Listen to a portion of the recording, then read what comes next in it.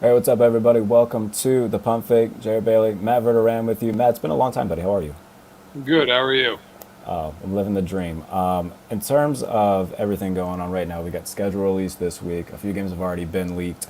But the NFL draft obviously happened recently. Your Kansas City Chiefs putting together the pieces that they lost offensively in terms of the Tyreek Hill trade and whatnot. How do you feel about the Chiefs and their draft and how it shapes out for them going forward? Well, I think I think the draft itself, I thought they did a really nice job.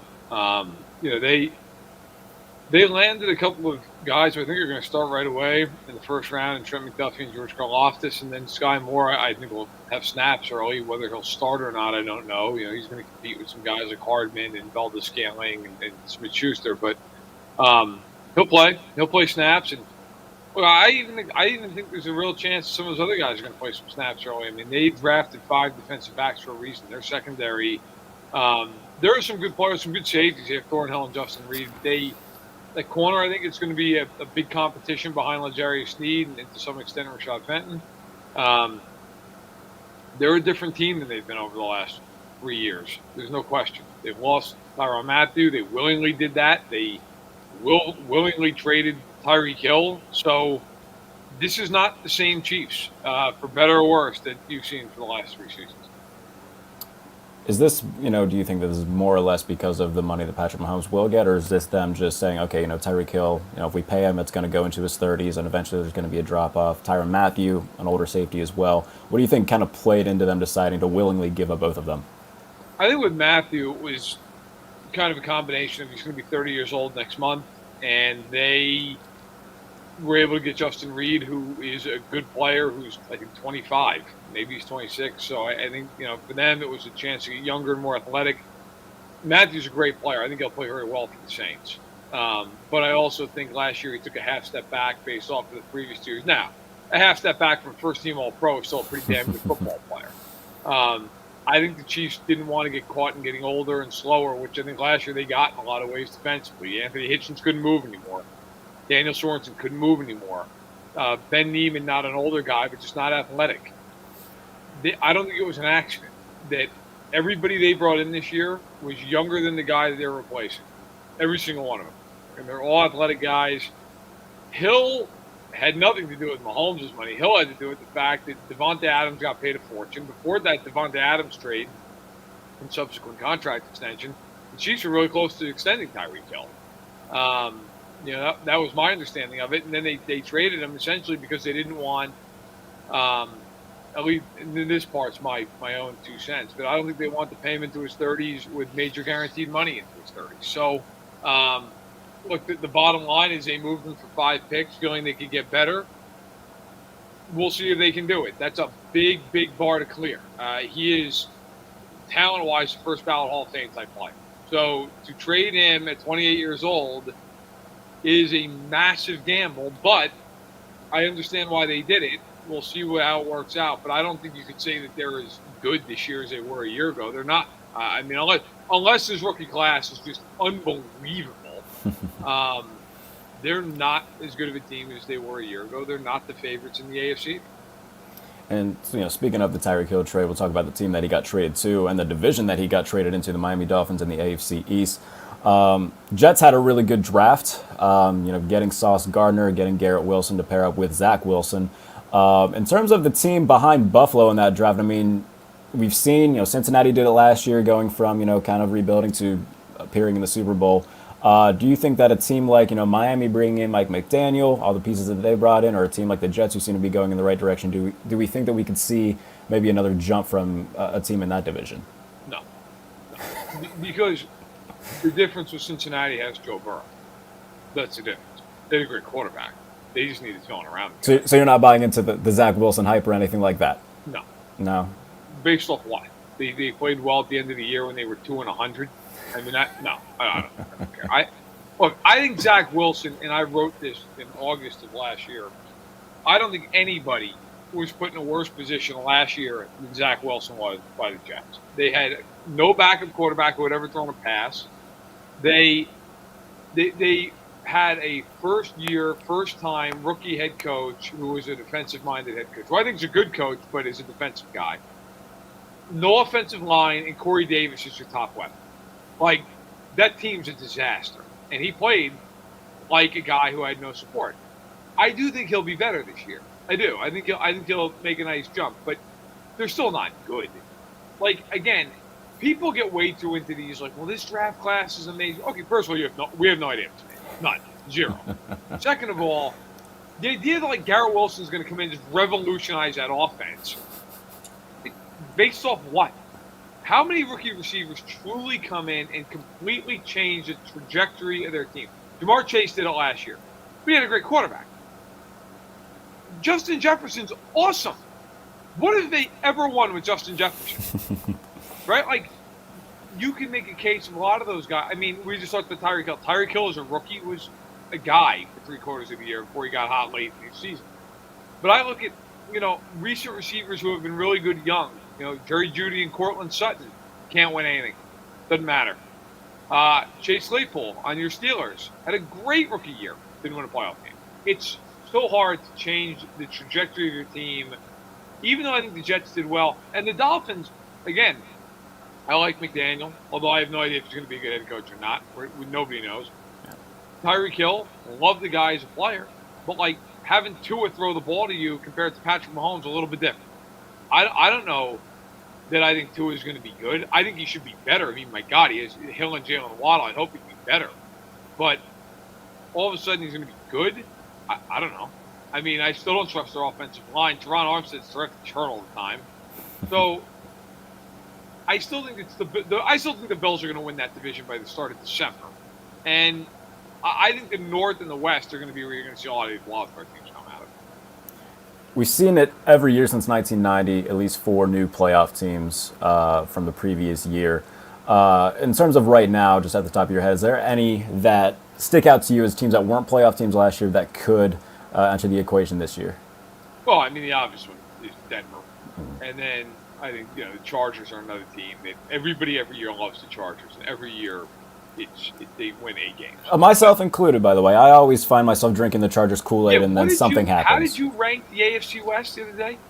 The other day? Oh, what the hell did I do? I'll have to find it. But I think I had...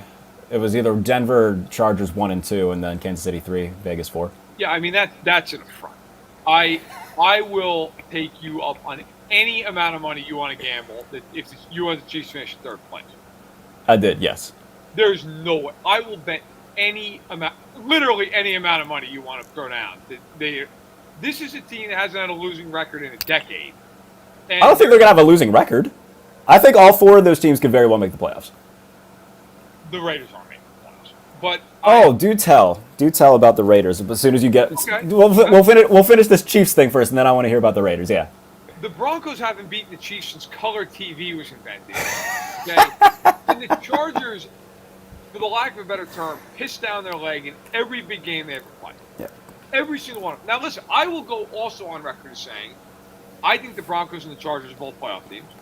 Mm-hmm. I think the Chargers are better than Denver, in my opinion. I think the Chargers are going to challenge the Chiefs seriously for the division and could win. Here's the problem I have with Denver, and it's the problem I cannot get past with them. And again, I do think they're a playoff team. Yeah. Russell Wilson, the last year and a half, is a massive upgrade over anybody Denver's had since Peyton Manning. However, he has not been the same guy. And it's not like he has no talent around him in Seattle. They get 2 top-tier receivers. But I think he'll play well.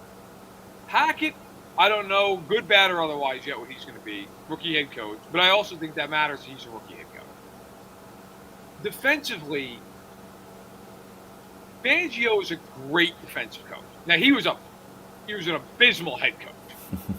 But he's a really good defensive mind. Like, maybe the best in football. If you really look at their personnel, they're not great defensively. Like, you have Chubb, who's a great player, but he's hurt all the time. Randy Gregory, would you like to take a stab at how many sacks for his career Randy Gregory has? I actually would. Judging by that, it's a very 7. No, 16 and a half. In 6 years. 16 and a half sacks. They pay him $70 million. Like, I would defy most people to name one linebacker on the team And then you get into the corners. Look, Sertan's excellent. Mhm. There's nobody else. To me, look, and Simmons is a fine safety. He's a very good player. My point is, I think that defense takes a significant step back without Van Noy. I don't think they're awful, but I think they're average. And offensively, that line still scares the hell out of me. Bowles is a very good left tackle at this point. Kudos to him for turning his career around. He looks like a bust. I was about to say, yeah, there was a few people who were, the majority of people saying, yeah, he's probably going to be gone. He looked awful for Yeah. a couple years. Kudos to him for turning it around. But the rest of that line, there's questions. I mean, Glasgow, I like him. He's coming off the injury. I think they're good. But am I taking that team over Kansas City, where I know what I'm getting? Look, I don't care if it's you, me, and a drifter playing receiver. They're scoring 30 points. Okay, I mean, that team with Reed calling the plays and that offensive line and Mahomes and Kelsey, they're going to score their points. I think Kansas City the first half of the year is going to be a wreck defensively. But I think by the second half of the year, with all these new guys all figured it out, the Chargers, I think, are the better of the two teams between them and Denver. The problem, again, with the Chargers, I have no idea what I think of Brendan Staley. Brendan Staley will win them games he shouldn't win because of his aggressiveness, and they will lose games they shouldn't lose because of the way he coaches. And I think that's going to be true over the course of time. I like them in a lot of the moves. I love the J.C. Jackson move. I don't really care one way or the other about Van Noy or Callahan. I think they're more of like, we're bringing you in for leadership more than Got J.C. Jackson for the cheap, though, too, looking back on it. Love J.C. Jackson. Yeah. My question with the Chargers, other than can you win big games, because they have not proven it, maybe they will, but they just haven't done it yet. I still think defensively, you got a lot of guys you're banking on who are either old or injured all the time. Mack is a very good player. He's been hurt. He's getting older. Bosa's hurt all the time. Asante Samuel, unfortunately, last year, as good as he was, had multiple concussions. Derwin James is hurt every year. Last year was the 1 year he played most of the season. You're banking a lot on guys to stay healthy, who just typically don't stay very healthy, who play 3/4 of the year, half the year. I also still worry about the offensive line. Now, I like the Zion Johnson pick, but the right tackle, I have no idea what you're getting there. Left guard is so-so with Filer. I think they're very good, and I think the Chargers are going to be a very good football team. I think the Chargers will win 11-plus games. I just think in the end, if you're telling me the Chiefs are going to finish third, that means to me that means they're winning 9 to 10 games. I think I had him at 10-7. Yeah. There's no way in hell that team's winning 9 or 10 games to have a quarterback. No way. Like, that's like all those years with Manning in Indianapolis, where that team was trotting out a bum fest and winning 13 games a year. Right. I mean, Kansas City, for all their issues, not trotting out a bum fest. Like, that team's winning. They're not trotting out Austin Collie at receiver like the Colts were. I mean, I just look at it and say, look, if the Chiefs beat the hell out of the Raiders every time they play them. So I'll give them a 4-2 in the division. They're going to sweep the AFC South. They get Tennessee at home. Maybe Indy gives them a game in Indianapolis. Sure. They're going to kill the other two teams. Right? I mean, they get the Seahawks at home. The Cardinals they should beat. Like, we'll see. I would, and then, by the way, you asked me for the Raiders real quick. Yeah. I love their offense other than the line. The line scares the hell out of me. Sure. Here's the problem I have with the Raiders. Can you name one guy who's not an edge rusher on that defense? Oh, hold on. Right. No. You name one. Like, that's the point. They are brutal defensively other than two guys who are great. But let's be real, right? Like, if you're a Steelers fan. You're playing the Raiders. Your team has the ball. Now, let's say either Pickett's a really good quarterback or Trubisky takes a step up, whatever, right? Two things that probably aren't true. Like, let's say. Thank you. So, right. But you're just going to say, let's get the ball out within a second and a half. Guys just going to be wide open. You're neutralizing their edge, and that's it. Like, if you're the Raiders, how the hell are you going to stop anybody in that division? Good luck. That division's going to spread them out and go, okay, good luck, guys. Here it comes. Wilson, Mahomes, Herbert, with a receiving group of Allen and Williams and Eckler as an offset as he catches the ball. Mm-hmm. Judy and Sutton and Patrick. Kelsey, MVS, Juju, Hardman, Sky Moore. And the Raiders are going to stop one of those teams? The Raiders are lucky if they win 2 games against those teams. All due respect to the Kansas City Chiefs, that group of receivers you just named, I don't think it's going to frighten a lot of teams. I don't think it'll frighten a lot. I actually agree with you. But the quarterback will. Sure, yeah. It's the same thing with the Packers, right? Like, you're like, oh, Randall Cobb's got 900 yards this year, right? And with the Chiefs, you're right. I agree with you. It doesn't scare. But Kelsey's good for 1,200. Sure. And then that ensemble of Juju, MVS, Hardman, Moore, like, they will combine 3,000 yards. And you're going to look up and go, wow, I took 4,900 yards again. Like, which, by the way, for as much as I was very okay with the Steelers letting go Juju Smith-Schuster, his underneath receiving value is going to be ungodly to the Chiefs. Well, listen, I think there's two ways of looking at Juju, and I think both are fair. One is he had a great couple of years to start his career. He's had an injury, has not been as effective since, which is totally fair. If you want to sit there and project him to have 500 yards receiving, fine. It's understandable. Why is a one-year contract? There's also the other way of looking at it, with due respect to your hero, Ben Roethlisberger, of just saying, look, they have not been able to throw a pass over 4 yards for 3 years. And the Chiefs will just have all these guys spread out, and Mahomes will just throw darts to him for 7 yards a pop. And if he breaks one tackle and it's 12 to 15 yards, that's all they really need out of it. I mean, they're not asking him to go deep. Right. They're asking him to win on routes underneath, truck some guy, and get 8 yards. And that's...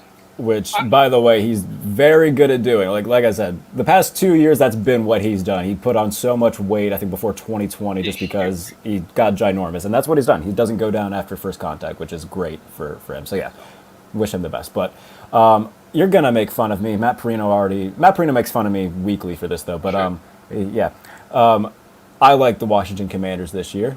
I like Carson Wentz. So you need like an intervention. What about Carson? Why?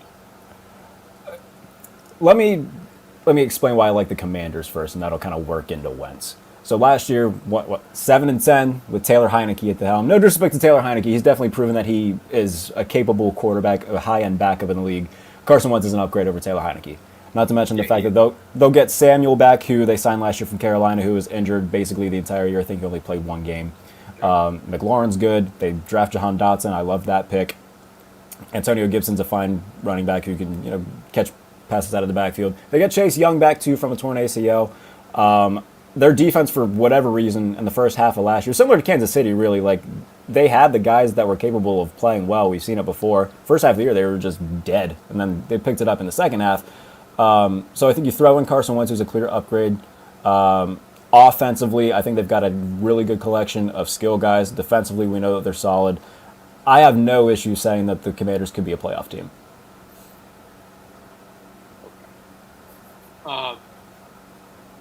That's like upgrading. Like he's a clear upgrade. Okay, he is.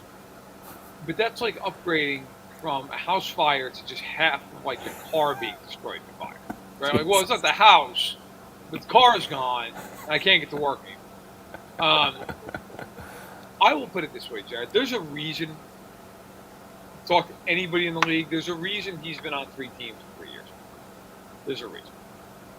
Like, when you hear stuff about his character and how he's difficult to deal with, how many people around the league have come out and been like, that's not true? Not a lot. There's not one coach, one player, nobody that I've seen. I mean, Jim Irsay basically was ready to walk him out of Indianapolis. Like, that thing, you know what a disaster you have to be as a quarterback? To have a decent stat line, which he had last year. He did, yeah. To win 9 games,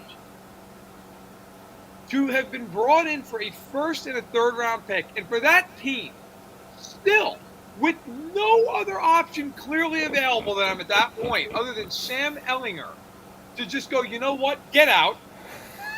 Do you know what that had to be like internally? I mean, you laugh because you cry inside. I mean, oh yeah. Do you know what that had to be like in that building for them to be like, Sam Ellinger is our only other option right now? Because Matt Ryan at that point is not on the table. Nobody knows he's going to get traded. He's our only other option. We don't have the picks to go get Deshaun Watson.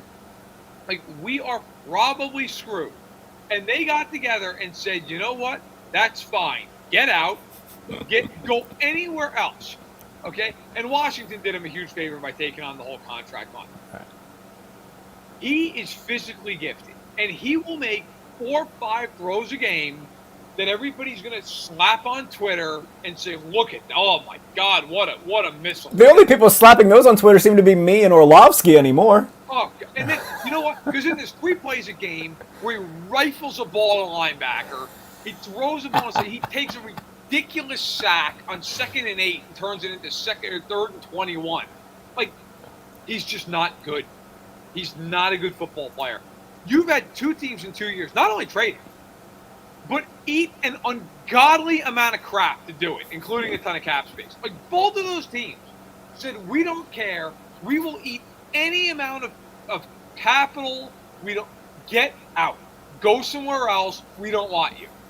Like, to me, look, the only case you can make for Washington being a playoff team is that conference sucks. That's the argument. The Bucs are the only playoff-worthy team in the South, I think. Maybe the Saints, maybe. In the North, it's Green Bay, maybe Minnesota. In the West, it's the Rams, and then Seattle sucks. I don't know what to make out of Arizona. And the Niners, it depends on what you think of the quarterback. I mean, I don't know what – I think they're a playoff team, but you can make an argument, I guess, that they're not. And then the East, the Giants are the Giants until proven otherwise. Dallas should be a playoff team, and I think the Eagles should be a playoff team. Like, to me, I don't have Washington in there. You could make the case you could somehow find a way to get 9 wins and sneak in, but it's not because of him. That's not the case on me. I mean, it'd be because of everything around him, and he just so happens not to screw it up. Okay, so the Eagles, that intrigues me because I'm on the complete other end of the spectrum with the Eagles. I know, look, they killed the draft. They did very good. They got A.J. Brown. That's awesome. I just don't believe in Jalen Hurts, man. Like, I saw what he did in terms of passing during the regular season, and then I watched that playoff game against Tampa Bay. There's nothing that says to me that the Eagles are going to, continue to get better with Hurts at the helm at least. Well, I think again, this is another one. You could definitely go both ways. You could sit there and say that. I could say, well, look, they added A.J. Brown. They should be better even than they were defensively. They made some additions. Yeah. The thing that scares me with the Eagles is if you look at them last year, they didn't beat one team that was any good. Exactly. Nobody. And every time they played a good team, they got beat by them. In a lot of cases, got killed by them. Dallas lit them up twice. Kansas City lit them up. The Chargers didn't light them up. They beat them. The Bucs lit them up, and then the game got close late in the regular season. Then they killed them in the playoffs. Which, by the way, the only reason that game got close is because there's 2 pass interference calls that got Philadelphia into the red zone twice. And they got handled. Yeah. Okay. No argument here. Yeah. So, I mean, there's a case, the Niners beat them. I mean, there's certainly a case they're not good. I like Hurts. I don't think he's ever going to be an elite quarterback. I do think he's limited in his ability to throw the ball. But I could see him getting to the point where he's a mid-level starter. And if he's that with their offensive line, their weapons, their defense, I like Sirianni. Like, I don't think they're a threat to go to the Super Bowl or anything. Sure. But could I see them in that division winning 10 games? Yeah, I could. I mean, I think the only teams in the NFC that truly matter, like could win the Super Bowl matter, are the Rams, the Bucs, and the Packers. Everybody else to me is a complete waste of time. I know there are people in San Francisco who'd argue with that, but you have no quarterback to prove otherwise. Like, I just like last year, the Niners lived a charmed life in the playoffs, and still couldn't get. If you want to throw them in, I wouldn't quibble. But to me, it's L.A., it's Tampa, and it's Green Bay. And after that, it's all these teams in the AFC, which is just an absolute powerhouse. And I'm glad that you said that because I released my post-draft tier list of teams yesterday, which I'm sure you did. How'd you feel about that, by the way? I thought it was an affront to the sport. Honestly, I thought largely it's fine. I'm trying to pull it up right now. So I mean, I didn't really stare at it. I just kind of saw it in passing. But let me see. So I'll pull. That's fine. The point that I'm getting at is that I put San Francisco as a just missed playoff team. Oh, I pulled it up. All right. Sure. So, yeah, I mean, look, potential. Starting at the bottom here. We kind of, I'm sure, wrap. Potential number 1 pick: Seattle and the Falcons. They're both hideous. I have no problem with that. I obviously think the Eagles are a lot better than their 5 to 7 wins. The rest of those teams, although I'll tell you right now, I think the Bears could be the number 1 pick in the draft. God, do they? Do you? Oh, they're awful. They're awful. I think Fields is good, but they basically sabotage that kid. Yeah. Wild card contenders: Dolphins, Pats, Jets. I put the Jets bump lower, but okay, fair enough. Saints, Panthers. Yeah, the Panthers I put in 5 to 7 wins. They're That's hammies. fine. Just missed the playoffs. I like the Niners to make the playoffs. You got the Giants making the playoffs. That's unless everybody's got, you got to take a swing sometimes. Sure. That. That's my biggest swing, at least. Like, look, No. I know that the Giants are the Giants. I know the quarterback situation is very polarizing, but I love Brian Dable. Bring in a new competent GM as well. Look, their defense was very good last year. They bring in Wink Martindale as well. They don't have Mike Glennon steering the ship for the majority of the year. That Daniel Jones isn't hurt. Their offense was injury ridden all season long as well. Right. That division just seems to be the weirdest one in football. I get it. I mean, if you're going to take a swing, it's not a crazy swing. Yeah. I hear that. I mean, my biggest, I don't know if I'd say, it's not even a complaint, though. It's just more of a disagreement, I guess. Sure. I think the Bengals are a very good football team. I also think the Bengals are going to come back to earth. Oh, sure. That's fine. Because the reason I said, and I love Burrow, I like Zach Taylor a lot. The problem I have is they weren't dominant in the regular season last year. Like, it wasn't like they were great. They played in a division where everybody sucked and, like, kind of barely won the division and then got in the playoffs. And listen, beat the Raiders, fine. Tennessee, that was one of the ugliest games of all time. Now, I give the Bengals credit for finding a way to win despite 9 sacks, but that was more for me, Tannehill losing that game. Correct. And it was like, oh, wow, Cincinnati was awesome. Mm-hmm. And then the Chiefs game, I give them a lot of credit from the standpoint of they were down 21-3, and a lot of teams would have just folded up like a suit, and the Chiefs would have won that game by 40. The end of that first half really dictated a lot of things, didn't it? Yeah, I mean, look, I give them a lot of credit in the sense that they rallied, they came back. Again, I got to be honest, I think it was more Kansas City just falling apart in a lot of ways than it was like, oh my God, the Bengals were amazing. It was more just drop passes, bad throws, weird play calling, like just bizarre. Like if you go look at him in the playoffs, and again, I think he's a borderline top 5 guy. Burrow was not very good in the playoffs. No. Like you really, that's like kind of the weird lie about that whole thing. Was like how their defense was what drove them in the playoffs. Yeah. So I am a tire on your loathed team in the Baltimore Ravens. Now, Baltimore. Now, I can agree with the fact it would not shock me if Baltimore made the playoffs, just because everybody in their secondary was hurt last year. They drafted really well, like they always do, getting the Hamilton kid from Notre Dame, great pick, and then Linderbaum as well. So like, it wouldn't shock me if Baltimore made the playoffs. The only thing that scares me about them is besides Mark Andrews, who's Lamar throwing to? That's the fair point. And that was what I was just going to say is I tweeted this out today. The Ravens' entire current wide receiver depth chart, I believe there's 12 men listed, I believe. Mm-hmm. The entire thing last year had 1,012 yards. That's absurd. That's impossible. How much did Rashad Bateman account for? Yeah, I was just about to say. Jesus. More than half. And then like Devin Duvernay had like 272, and I think Proch had 202, and some other guy had 23, goodness. and that's it. That's it. That is the entire depth chart at receiver. And Bateman, I mean, listen, talented, but he got hurt. Like, what if he gets hurt? Yeah. So, the reason, though, I think Baltimore is going to be better is Baltimore had more injuries than any team I can remember a year ago. They're going to be very good defensively, I would expect. Harbaugh, like Tomlin, will get the absolute most out of that team. Mm-hmm. Like, whatever they can possibly do, Tomlin will get, or Harbaugh will get that out of them. It's the same reason I've seen people, like, the Steelers are going to win 5 games. The Steelers aren't going to win 5 games. No. Tomlin's just too good of a coach. Now, I don't think the Steelers are making the playoffs, but would I be shocked if the Steelers went 9-8? No, I wouldn't, because Tomlin will just find a way to win a bunch of games. And I do believe, like, winning, it kind of goes back to what I said about the Chargers, but the opposite direction. Like, winning teams, they find ways to win. They just do. The same reason I think the Chiefs are still going to win 12, 13 games, even with, and I think by the end of the year, like early in the year, I think you're going to look at Kansas City and go, man, they're not the same. They're vulnerable. That's the same thing we did last year. Right. And then by like week 16, you're going to be, Jesus Christ. Like the last place I want to go to play a playoff game is Arrowhead. Like it's like last year, they were a dumpster fire the first half of the year and then authored along with Buffalo what I think was the greatest playoff game I've ever seen. Mm-hmm. Like just unbelievable football. Baltimore, I don't think can win the Super Bowl because of how limited they are throwing the ball. Sure. But I'll give them this. They don't lose to bad teams, ever.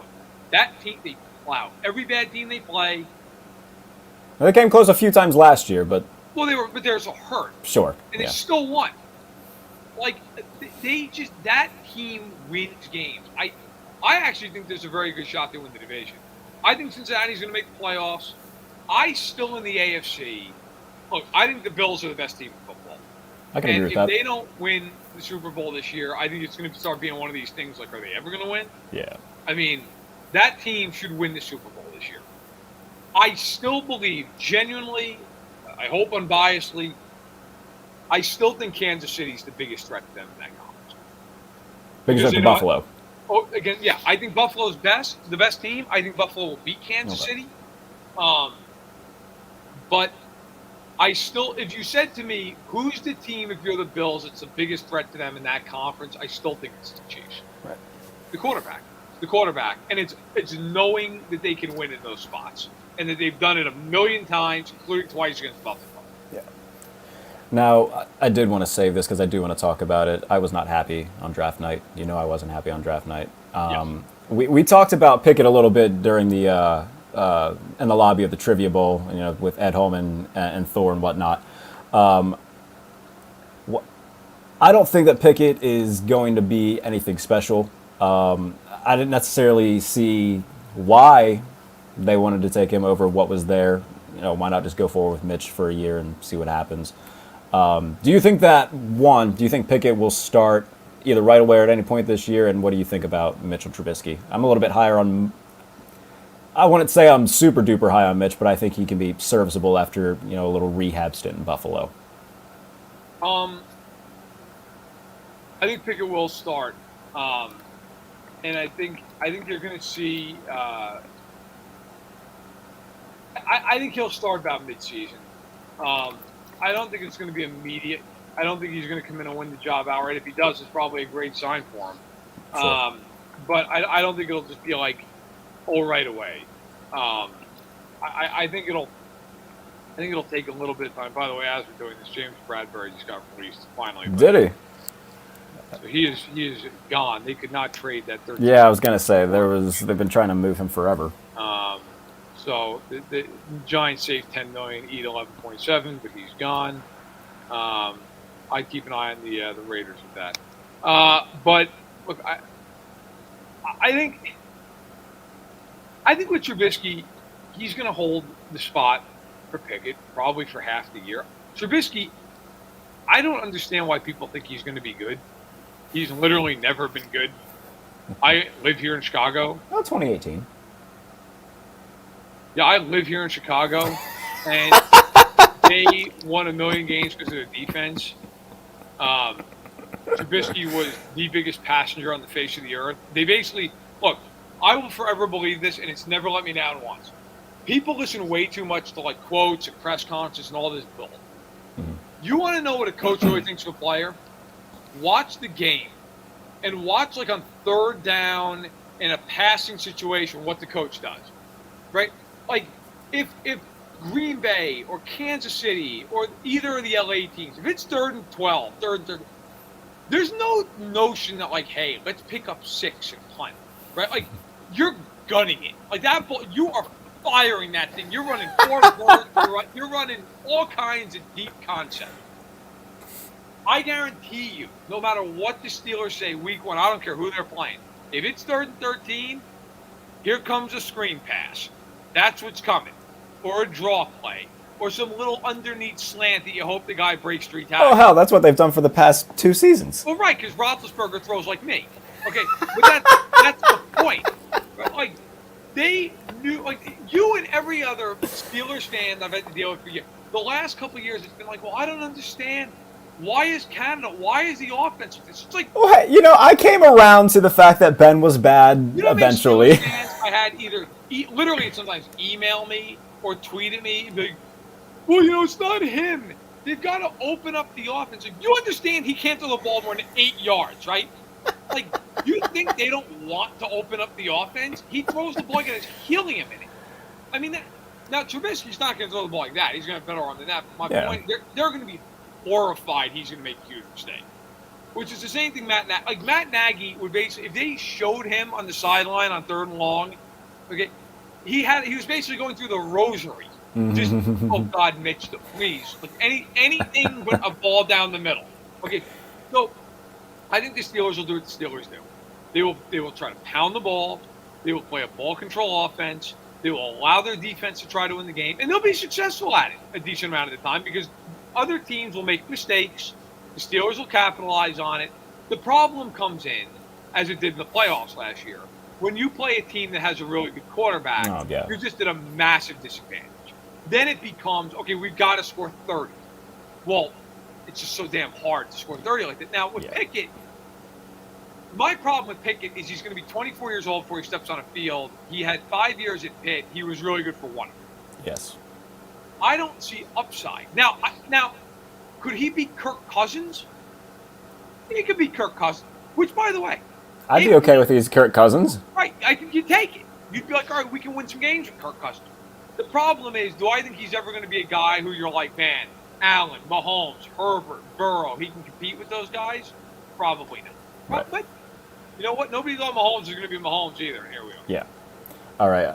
Before I let you go, I do want to circle back to this because we did touch a little bit on San Francisco. Matt Lombardo tweeted out that he's hearing, some people in the 49ers organization might be a little bit surprised. They thought that Trey Lance would be further developed than what he is. Leaks don't happen like that unless they are, wanted to get out. What are your thoughts on the 49ers and what's going to happen, not just with Trey Lance, but with Jimmy Garoppolo? Could we see a situation like with Sam Bradford and Carson Wentz where, they hold on to Bradford and then if a team loses a quarterback, they move on from him at a higher value? They're going to have to move him at some point. I mean, I read, of course, Lombardo's report, and I don't doubt it for a second. The only thing is whether or not you've been underwhelmed by him or not, and who knows, okay? But I trust Matt's reporting. Even if you've been underwhelmed by him, you gave up 3 first-round picks. Exactly. Like, you're going to have to play him. And let's be real, you were underwhelmed by Garoppolo, or you wouldn't have given up 3 first-round picks for Lance in the first place. I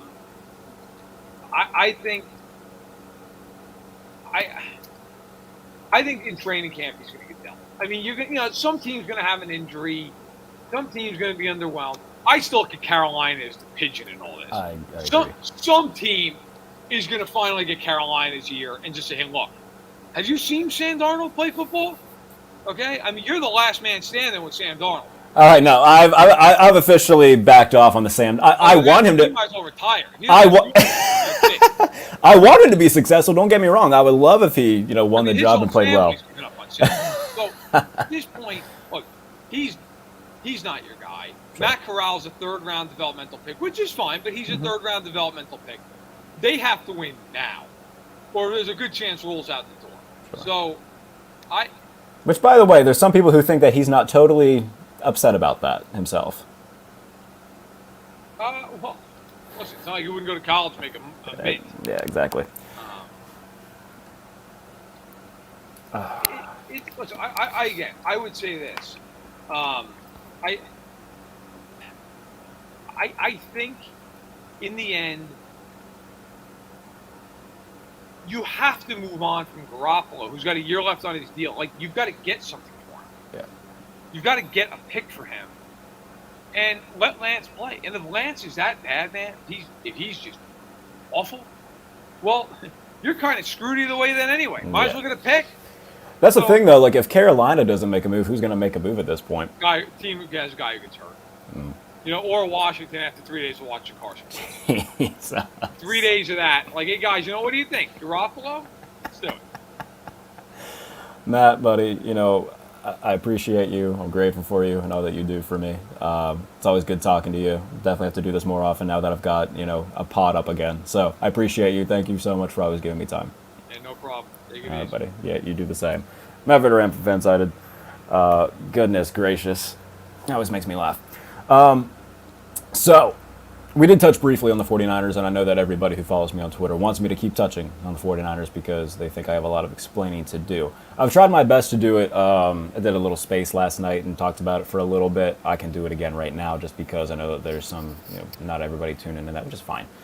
In terms of San Francisco, I think, and I had their schedule pulled up. We'll have to see how it officially in what order it goes in when the schedule releases this week. I think they're going to be very similar to what they were last year, where they start off slow, finish with 8 or 9 wins, and just fall short of the playoffs. I'm higher on teams like Minnesota, who I think are going to take the next step. Like I said with Matt, I'm taking a swing on the Giants and Washington. I think that both of those teams got immensely better. And sure, yeah, that's, there's ifs there with Daniel Jones and Carson Wentz. There's ifs with Trey Lance too, arguably more ifs, because they're moving on from serviceable quarterback play that they're just underwhelmed with moving on to unknown quarterback play, which, that's a big thing for a team who I understand went to the NFC Championship game, but let's not forget how they got there. The 49ers didn't just waltz into the playoffs last year. They got in the last week of the year, in which they had a 17-point comeback to win.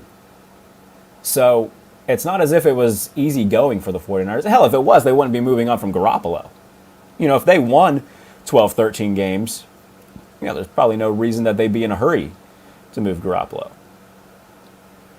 So that taken into consideration, they're still going to play the Rams twice. Depending on when that shakes out, like if they play the Rams week 3, I don't think they're going to beat the Rams. No, obviously they seem to play the Rams very well. So could they beat the Rams once? Yeah, they're not beating the Rams twice. Could they beat Arizona once? Yeah, sure, they're not beating the Cardinals twice. They could very well beat Seattle twice because Seattle's god-awful. They'd play Tampa. They play Kansas City. They play Washington, who I think is going to be better. I think it's just going to be similar to what it was last year. A slow start. They can pick it up near the end of the year. They'll win 8 or 9 games, fall just short. And you know what? If you go 9-8 again with basically rookie quarterback Trey Lance, who's going into his first full year, knowing that he's going to be the starter, there's nothing wrong with that. It's a hell of a lot better than most teams get. It's better than 10 touchdowns, 12 interceptions Josh Allen did his rookie year. Like, people think that because I have the 49ers missing the playoffs, I think they're going to be god-awful and that I don't believe in Trey Lance. I think that when he reaches his full potential, Trey Lance is going to be good. I think he's going to be fine. It's a matter of getting there. Like, how long is it going to take to get there? Lombardo's report that comes out saying that they're underwhelmed with him. Like, how long is it going to take until we see full potential Trey Lance? It's not going to be instantaneous. It's not going to be like Patrick Mahomes stepping on the field and winning MVP his first year as a starter. It's just not going to happen in all likelihood. And look, that's okay. Like, I can sit here and say, I don't think Trey's going to be elite his first year as a starter. That doesn't mean that I think he's going to be god-awful. Like, just because I don't think he's going to be the second coming of Steve Young doesn't mean that I don't think he'll pan out. I think he will pan out. It's just a matter of getting there and reaching that potential and how long it'll take. And I think it's just going to take a little bit. They might start off like 3-5 or so. But if they pick it up, they can work their way back to 9-8 like they did last year. And get into the playoffs. And go from there.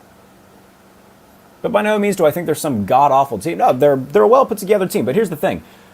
Good teams miss the playoffs every year. The Chargers missed the playoffs last year. They had one of the best rosters in the NFL.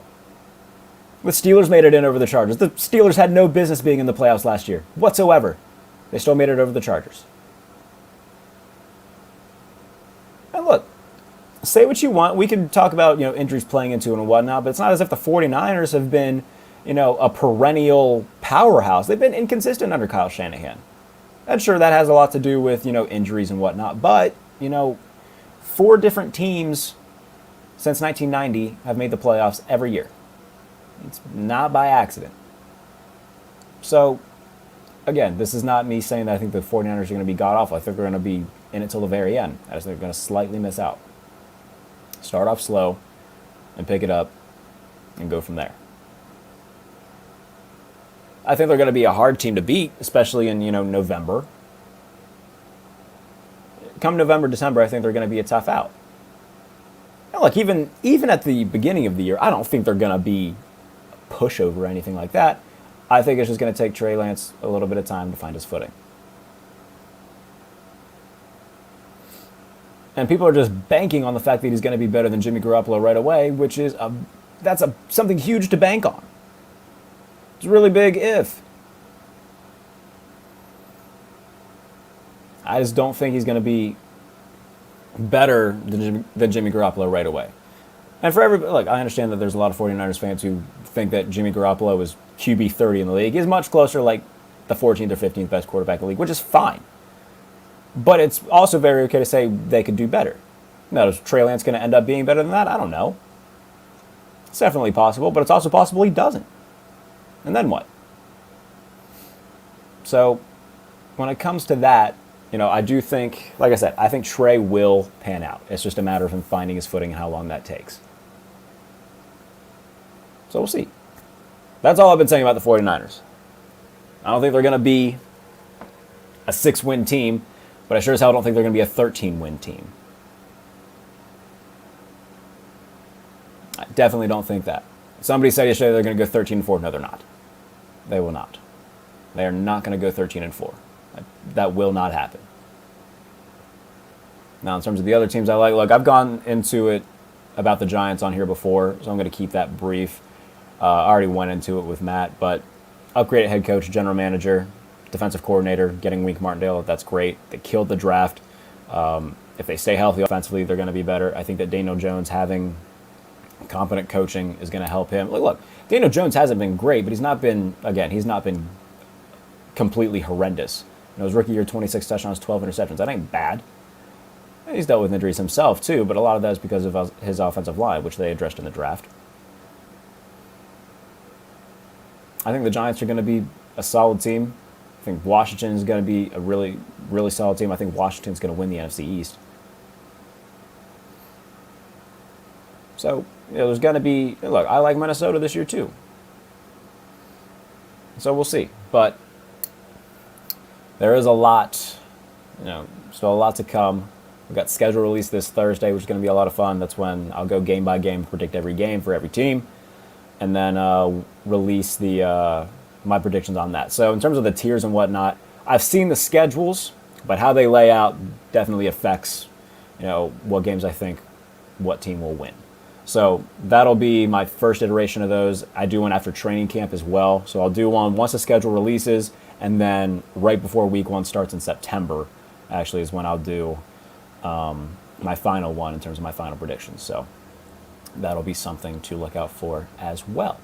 But yeah, as always, thank you to Matt Verderame for joining me today on the Pump Fake. Thank you all for tuning in to join me. You can follow me on Twitter right there at JBaileyNFL to catch all of my written work, Sports Illustrated, USA Today, Fansided. Tweet all of those out at JBaileyNFL on Twitter. Again, thank you guys so much for tuning in. We'll be doing this again very soon, especially after the schedule release, because we'll have a lot to talk about then. I'll make my predictions on that, and we'll talk about those then. So, till then, follow me on Twitter. We'll talk there, and then we'll talk